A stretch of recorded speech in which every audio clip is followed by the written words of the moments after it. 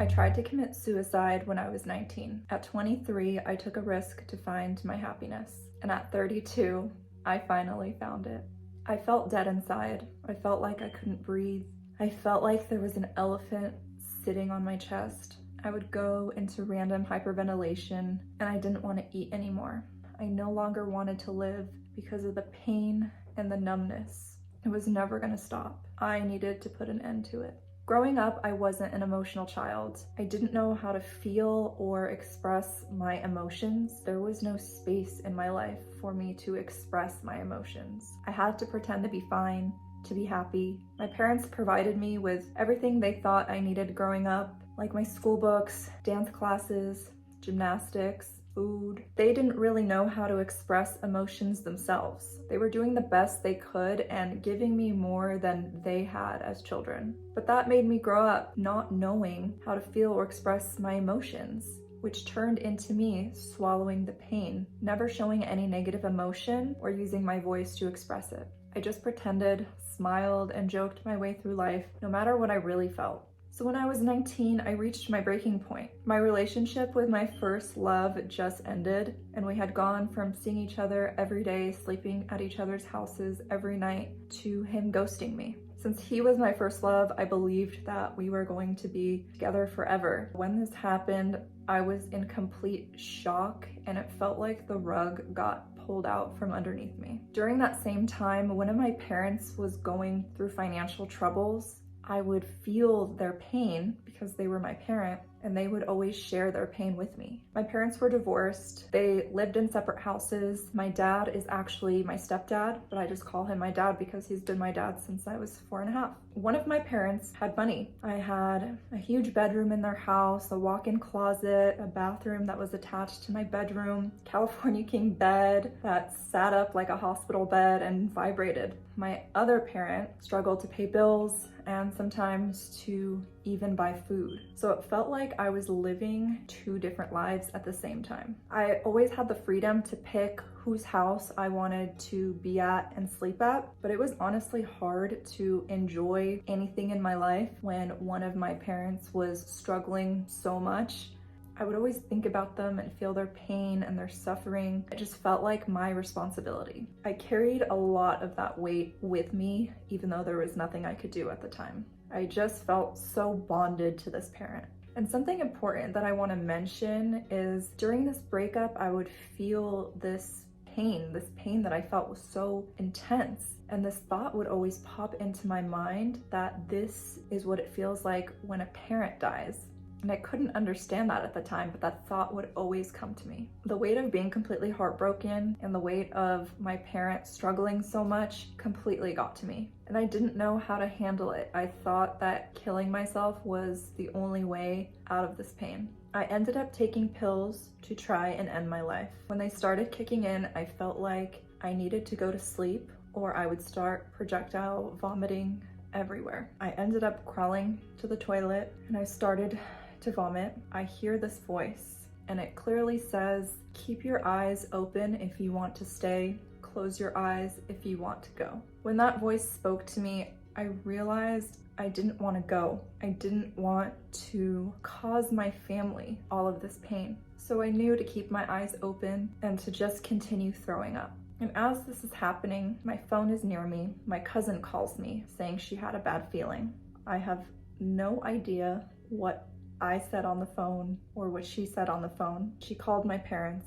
One of them rushed home to take me to the hospital. They ended up just dropping me off at the hospital because they don't know how to feel or express their emotions either. And that was just the best that they could do at the time. Fast forward to a couple weeks later, that same parent takes me to Hawaii to try to bring some happiness into my life and to see one of my best friends that was living out there. I did have an amazing time, but I knew that when I got back to my usual life, I would have to deal with my emotions. When you try and commit suicide, they put you on this mandatory hold, and then you have to go to a psych ward, and then the doctor there says when it's okay for you to be released. During my time there, I was on antidepressants. I was prescribed antidepressants when I got out. When I would take them, my vision would get a little fuzzy, and I just wanted to laugh at everything, and I did not care about anything. A part of me felt like it wasn't right for me, so I decided to stop taking them. I only took them for around 2 weeks. But now I'm back in the same life with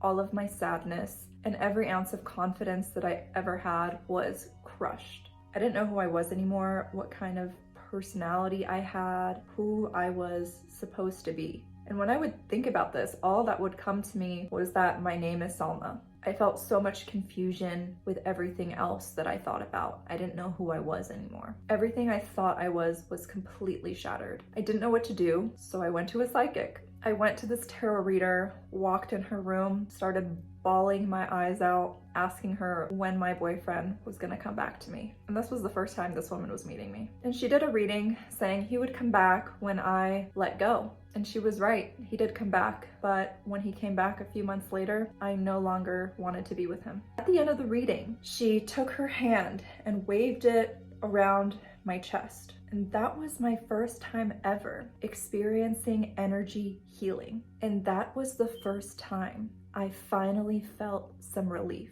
Somehow this woman had taken this elephant that was sitting on my chest off. I could finally take a deep breath again and just breathe. This didn't mean I was healed, but for the first time in a long time, it felt like I could just take a deep breath. And that's when something within me knew this is the path that I need to take. I needed to know more about this stuff. I needed to know more about spirituality, because taking antidepressants didn't make me feel better. Talking to the doctors didn't make me feel better, but this did. My first spiritual awakening was a year prior. I found out what a third eye was. I decided I wanted to open mine, and I was very successful at it. Having a positive experience with this woman and her healing something within me took my curiosity to the next level, because I didn't know this was possible at the time. It made me ponder my life and my own existence. It made me think about happiness, if it exists, and if I would ever find it. This was 13 years ago. So many things have happened in the last 13 years. The first few years, I was really lost, and I just went on with life, healing nothing. I went out all the time. I worked at nightclubs. I went to nice dinners, got to go on free trips, kind of like Alex Earl. And yes, I would experience moments of happiness, but nothing would ever last. And throughout those years, I would visit my best friend in Hawaii who was going to school out there. Every time I would go visit, I would feel this happiness that felt deeper to me and more real. Even the people out there felt more genuine to me and like they actually cared about me. One day she calls me and tells me that she's moving into a new house. They need one more roommate, and she thinks that roommate should be me. And I'm thinking, oh my God, this is the worst time for me to move. One of my parents didn't have a job at the time. With my work at the club, I was helping them a lot with money. But I also knew how sad I was and that this was an opportunity for me to move somewhere where I felt happy. I sat in my bed with my journal and I wrote myself a note, wondering if doing bottle service, going shopping, and being a piece of eye candy was it for me. I thought about my future. If I stayed in Vegas, I would probably just have to marry some rich guy that I wasn't into and be miserable, or I could just be a cocktail waitress, work 40 hours a week in a smoky casino, be miserable as well. Those things are miserable to me personally. You could do those things and feel really, really happy. This is just a me thing. And then I thought about moving to this place where I felt happy.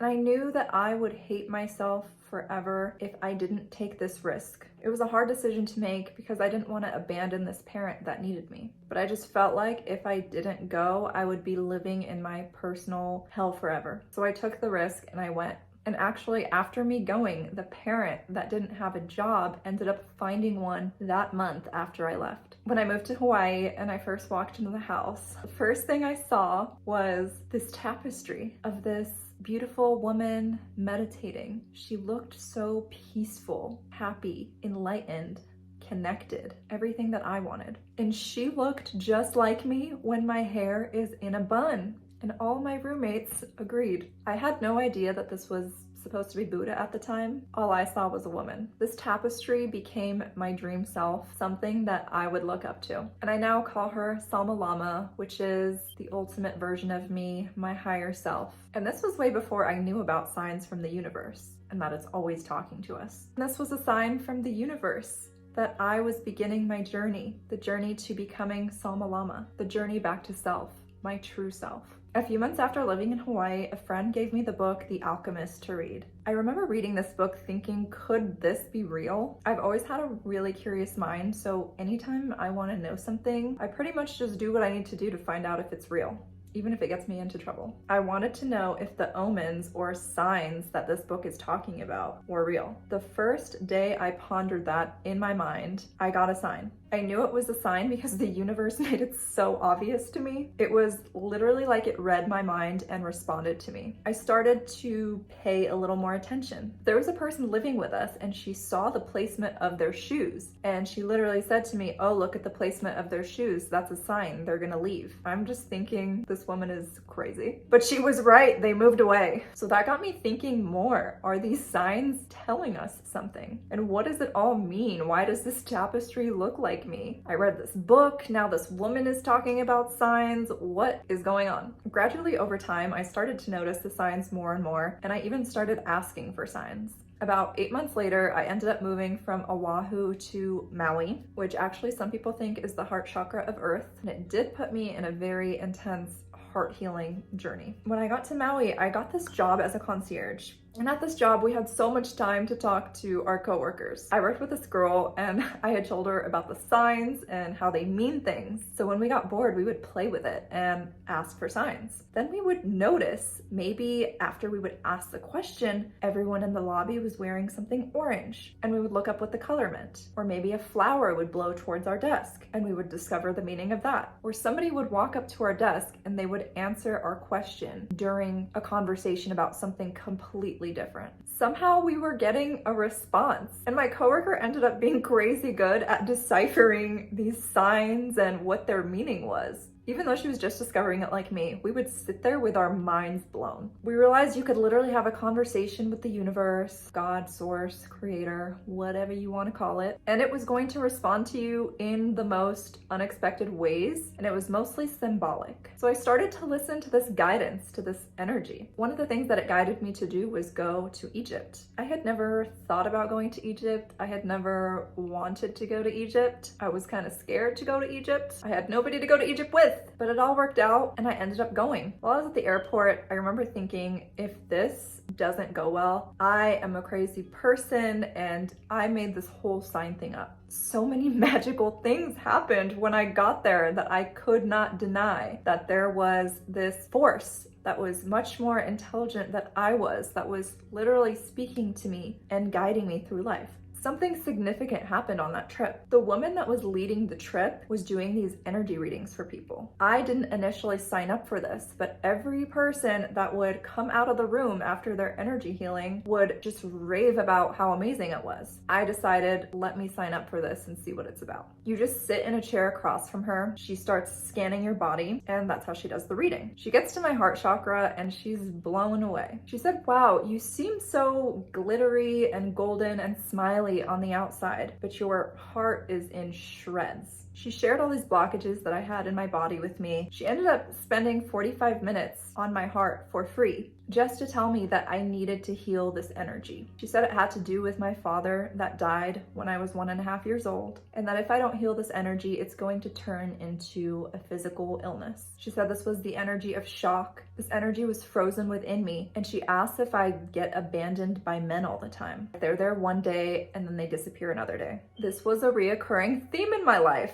That's the moment that I realized when my ex-boyfriend ghosted me and I felt this tremendous pain, he had activated the pain of my dad's death within my body. And that's when I would have this constant thought of, this feels like a parent just died. I had no idea that was my intuition speaking to me at the time. Now I have this information to heal my heart, but I didn't know how. A couple months later, I see this book popping up everywhere called The Emotional Code. And I know by this time that when something pops up several times, it's the universe telling you to look into it. So I read the book. The book was about emotions and how when you don't process emotions, they get trapped in your body. And I'm thinking, oh, this is what that woman said when I was in Egypt. This emotion of my dad dying is frozen in time. It's frozen in my body. It hasn't been processed. A couple weeks after that, I'm at a friend's house, we're talking, and she mentions these healers that she went to and how she doesn't really know what they do. She doesn't remember what they did to her, but she feels a lot better. She feels like I need to go to them. And as she's telling me this, her garage door slammed shut loudly. It caught us both off guard. So I'm thinking, is this the universe trying to get my attention? Before I leave her house, I ask for a sign. I tell the universe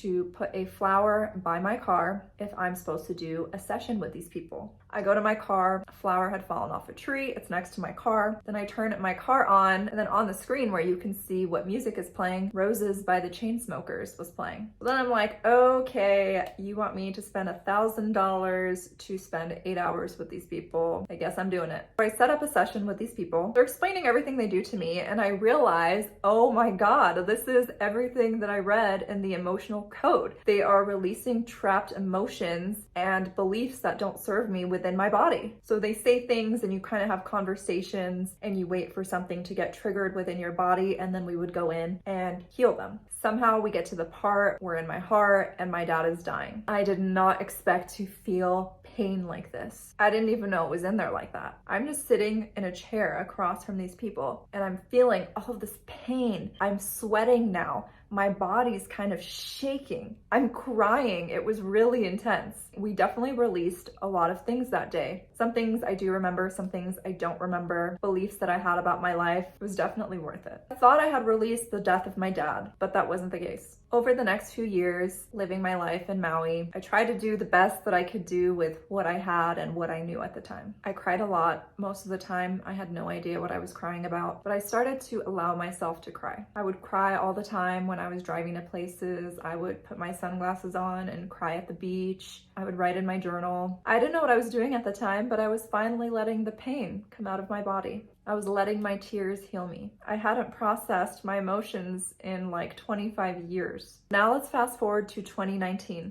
I'm seeing this guy, Dr.Dispenza, and this book, Becoming Supernatural, popping up everywhere. Okay, universe, you want me to read this book? I started reading the book. I'm just like, oh my God, you want me to read this book with all this science? You know, I already believe in this mystical stuff. I don't need the science, but I still read it. And in 2021, I ended up going to a Dr. Joe Dispenza week-long advanced retreat. I had dabbled in meditation here and there over the last few years, but nothing like the Dr. Joe Dispenza meditations. I think it was about day 4 at the retreat. I felt this huge bubble in my heart. There was the pain of my dad's death again. Every time energy would get to my heart during these meditations, my heart would start racing and my body would start getting really sweaty. This immense pain would get triggered and I would just start sobbing. After doing 2 or 3 meditations, I wanted to give up because this energy, I could not get this energy to release out of my body and it was starting to get exhausting. I literally gave up, but my friend convinced me to show up for one more meditation.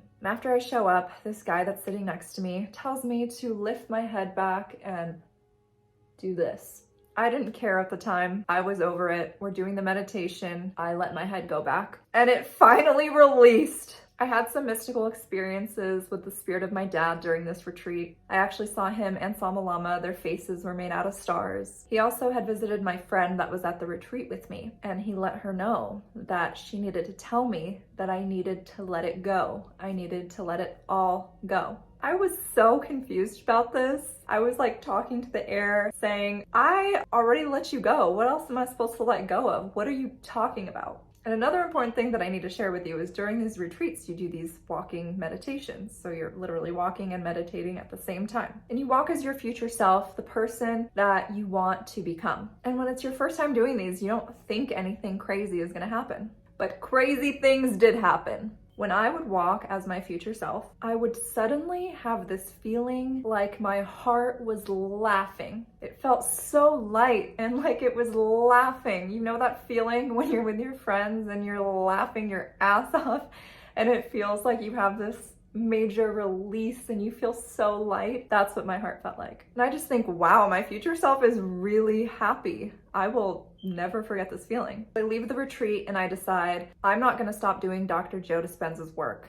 I'm gonna continue meditating and I'm gonna see what happens. 3 months later, I'm doing his meditation called Blessing of the Energy Centers, where you go into each chakra and you pretty much like send it love and bless it. I get to my heart. Suddenly, I feel like it exploded out, and I feel that feeling that my heart is laughing again, and it's so happy. I finish the meditation, I open my eyes. I can still feel it. I knew something had just happened, and I wanted to make this feeling last all day. I wanted to do what Dr. Joe teaches, which is hold the energy even after the meditation. He says that's when the real work begins. I started to practice. Every day I would do the same meditation. The target was to feel that laughing feeling in my heart. At first, I would get there 50% of the time, and then I got better and better at it. Then for a few months, I couldn't hit it at all, and then I would hit it again. And sometimes it would feel like, oh my God, am I ever gonna be able to feel this feeling again? I failed, and then it would come back, and then it wouldn't be there. But I was consistently trying. I had this knowing and this feeling that I was sure of, that this is the natural state of a human being. For about a year and a half, I continued to do the Dr. Joe Dispenza meditations and to listen to the guidance of the universe. And I would work on my state of being, which is how you feel every single day, all throughout the day. Now fast forward to March 2023. I was guided by the universe to go to Australia and attend another Dr. Joe Dispenza week-long advanced retreat. I got to this retreat, and most of the meditations I did, I would see this like triangle doorway of light, and I would walk through this doorway. I would feel and hear, welcome to your new life. And I would feel this really excited feeling. My guides would be there, and they were all like cheering and clapping for me. And it was just so beautiful. I would like literally cry every single time. And I could feel how proud my guides were of me. Me being me, I thought this new life was gonna be me meeting this hot Australian demigod who has a mansion on the water. He's gonna fall in love with me. He's gonna be super spiritual. He's gonna support me in my dreams. He's gonna help me with YouTube videos. And we're gonna travel the world, and it's gonna be amazing. You know, she is Delulu. Another important experience that I had at this Dr. Joe Dispenza retreat was during a very short meditation. Dr. Joe said, think of something in your life that is bothering you. My eyes are closed. I didn't even have to think about it. An image just appears in my mind's eye. And it's somebody that I love very much. And it's something that bothers me in my life. I see the parent that was struggling at the time I tried to commit suicide. Then he says, think of a new possibility. Again, another image appears. I saw this person with a partner that they really loved, and that partner really loved them. I could see their partner holding them. I could feel their partner and their love for my parent. And I even knew things about their personality. And suddenly in that moment, I remembered that we are all connected to the universe, God, source, creator, whatever you want to call it, even them, even if they're not aware of it, and that we're all here on our own journey. This thought allowed me to let go of them and the responsibility of them to the universe. And as I'm having this revelation and feeling this, I now see my body, and I see this heavy metal vest that's been on my back. I'm shown that it's been there since I was between 4.5 and 6 years old. This vest just opens and it gets taken off of my body. This vest represented what I energetically felt of me feeling the responsibility of this parent and constantly feeling like I was drowning. I suddenly felt my posture get straighter. I felt energy move through my spine. I thought my scoliosis was gone after that. But after a few hours, I realized that during the meditation, I was shown what muscles to use and where to send my breath to help my posture and help straighten out these little bends that happen to my back because of me holding onto this energetically. It was really cool. The energetic trauma was released, and then I was shown, okay, you need to breathe into this area and do core exercises to fix this on a 3D level. So that was that. It was a completely different experience from the Cancun retreat I went to. It was a lot more subtle, more gentle, and I was kind of confused. I was like, you brought me to Australia for this, universe? What does this really mean? How is this gonna change my life? We still had 2 more weeks in Australia after the retreat. I was there with my 2 best friends. In my previous video, I actually mentioned how I was guided to Australia, and it was because I thought I was going to meet this Australian soulmate of mine. I've had visions of what this man looks like, and I kept seeing these Australia signs and synchronicities, and I could feel him in my energetic field, so I was just waiting to bump into him in Australia. We call him Kangaroo Daddy. The first week I was in Australia, we were guided to go to Uluru, which is the solar plexus of Earth. A few months prior, the universe had told me that I was going through a solar plexus activation, so it was really crazy that I actually ended up going to the solar plexus of Earth. If you want to know about the mystical experience I had there, let me know in the comments. But I didn't bump into this Australian demigod there. I didn't bump into him at Dr. Dispenza's retreat. So I'm just waiting for Kangaroo Daddy to like pop up. And I'm kind of paranoid. Looking over my shoulder everywhere we're going. Like imagine you having a vision of somebody and you know what they look like, and then you're sent to this other continent looking for this person, and then you have to act chill and just like wait, surrender and wait to bump into them. I was not that chill. And I have to act like I don't know that we're gonna date once I meet this person. I can't just feel like I had a vision of you and I know we're gonna be together. Oh my god.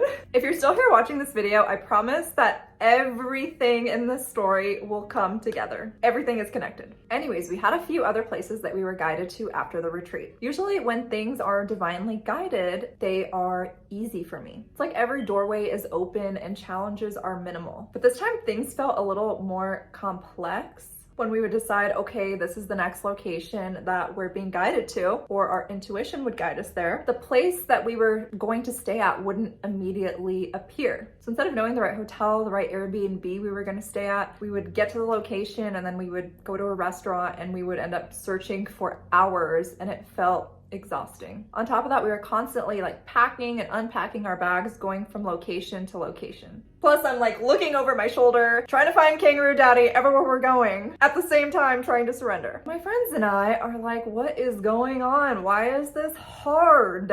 Why is everything guided but hard? And we're having to put a lot of work in as well. It wasn't like our last guided experience where everything was easy and we were in princess mode and it was like receive, receive, receive. We had to take a lot of our own action and use our own intuition. There was just so much energy exerted from us, and it was never like that before. Finally, we're at our last location, which was the Gold Coast of Australia. Still confused as to what the meaning of this trip is and what is going on. We had booked our hotel for 3 nights. On the last morning, we tried to get our tickets home, but strangely, every time I would try and buy my ticket, the site would say error. The same thing happened to my friend, and she was on another website. I knew I wasn't supposed to leave yet, but what was I supposed to do? My bank account was pretty much empty, and nothing on this trip made sense anymore. I'm thinking about what happened at the solar plexus and this new life that I was promised, and it's 2 weeks later and I'm in the same life. I'm thinking about the metal vest and how it was removed. How does that even change my life?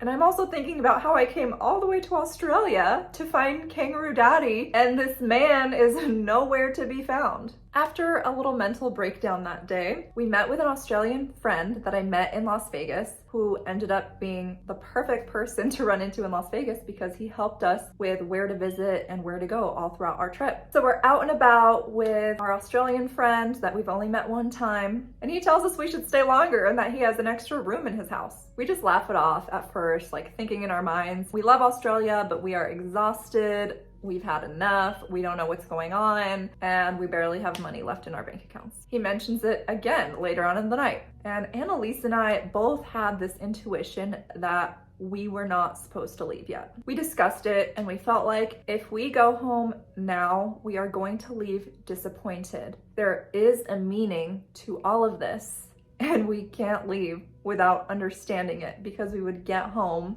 and feel like this trip was a failure. And we just had this feeling that one more thing needed to unfold. And I was hoping that that one thing was Kangaroo Daddy. So we decided to take him up on his offer. Bianca ended up going home. She had had enough.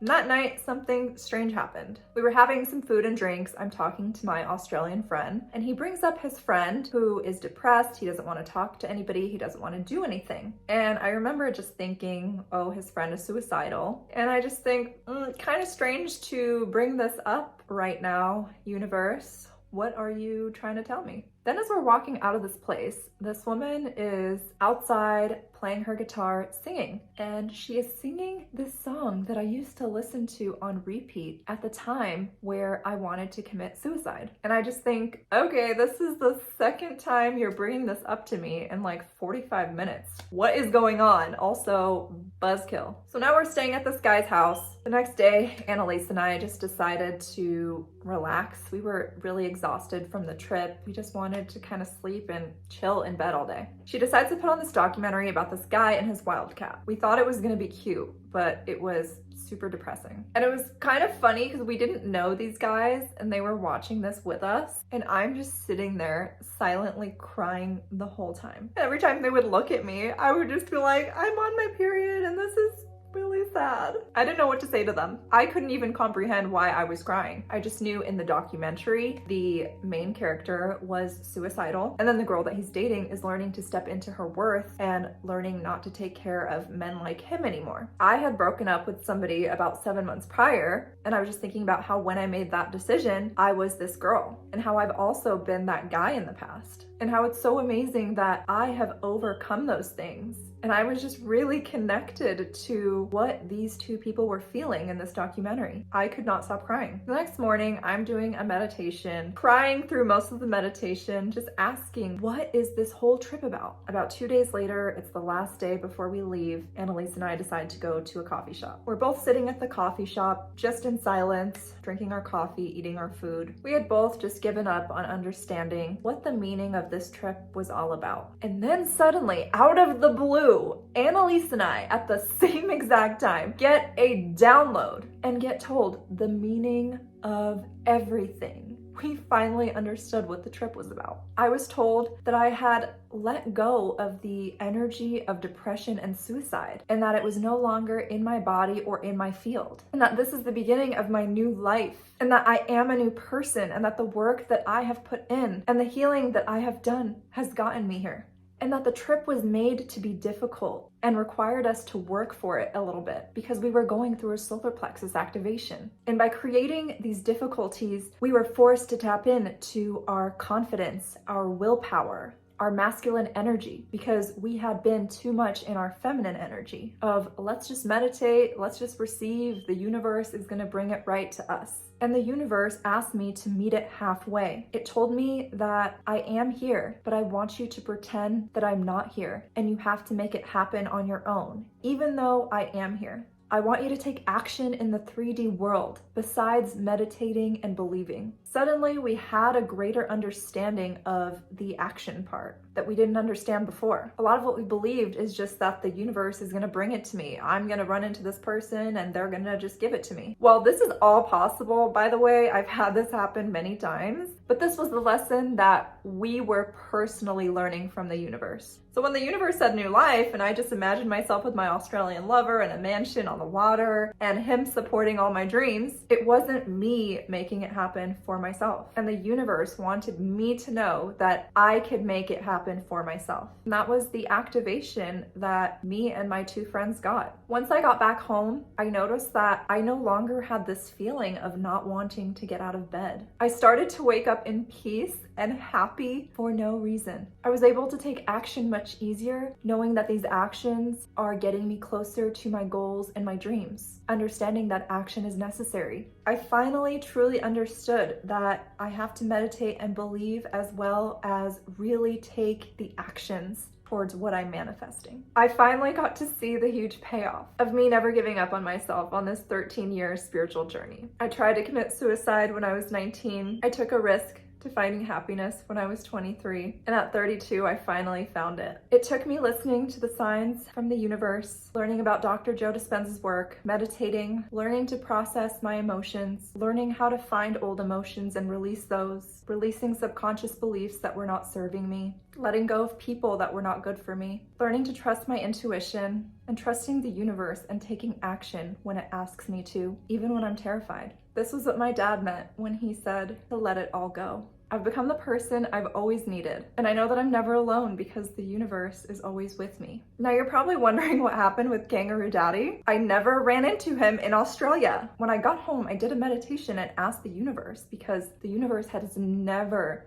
lied to me or guided me in the wrong direction. I was told that we were still being prepared to meet each other so that we are an energetic match. You know, divine timing. One day when we meet, I'll post him. Another thing that came through after the Australia trip is that I need to take everything that I know and that the universe has taught me and to start helping people by offering coaching. I honestly never saw this coming or had thought about doing it. It was a surprise to me, but once again, I trusted and I went for it. It has been amazing. I have absolutely loved helping people one-on-one. And I've noticed even when I'm helping somebody, I am receiving so much. My whole body will start tingling, my heart will burst open, my intuition ramps up on another level, channeling my higher self will get activated, all sorts of magical things. It's been so beautiful. I'm coaching somebody, I'm helping them, and I'm also leaving like buzzed and high with my heart all open. Nothing has ever felt so right.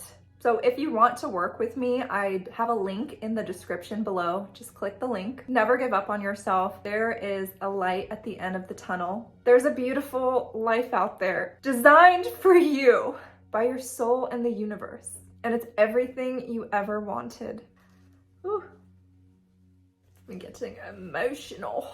Trust the journey, trust your intuition, trust the universe, and you will get there. It's okay if you fall and you quit for a little bit. Just get back up when you're ready and keep trying, even if it's the tiniest step forward. Those small steps will turn into something big one day. Thank you guys so much for watching and listening to my story.